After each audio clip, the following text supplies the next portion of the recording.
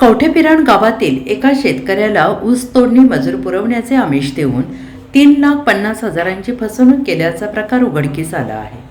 सदर फसवणुकीची घटना ही दिनांक 25 ऑगस्ट 2022 ते सप्टेंबर 2024 या कालावधीत सांगलीवाडी येथे घडली। या प्रकरणी सुशील अशोक पाटील राहणार कवठेपिराण यांनी सांगली शहर पोलिसात फिर्याद दिली आहे। त्यांच्या फिर्यादीवरून पोलिसांनी संशयित सदाशिव हरिबा गडते वय वर्ष 50 राहणार गौरवाडी तालुका सांगोला यांच्या विरोधात गुन्हा दाखल केला आहे। आणि याबाबत अधिक माहिती अशी की फिर्यादी सुशील पाटील हे आपल्या कुटुंबियांसह मिरज तालुक्यातील कवठेपिराण गावामध्ये राहतात। पाटील आणि संशयित सदाशिव गडदे यांची ओळख झाली। ओळखीचा फायदा घेत संशयित सदाशिव गडदे याच्याशी ओळख झाली होती। गडदे यांनी ऊस तोडणी मजूर पुरवण्याचे आमिष दाखवले।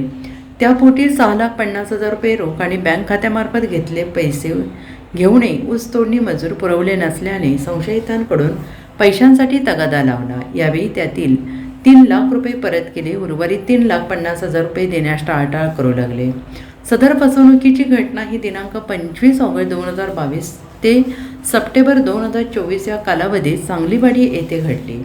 आपली फसवणूक झाल्याचे लक्षात येताच सुशील पाटील यांनी सांगली शहर पोलिसात फिर्याद दिली। त्यांच्या फिर्यादीवरून पोलिसांनी संशयित सदाशिव गडदे याच्यावर गुन्हा दाखल केला आहे।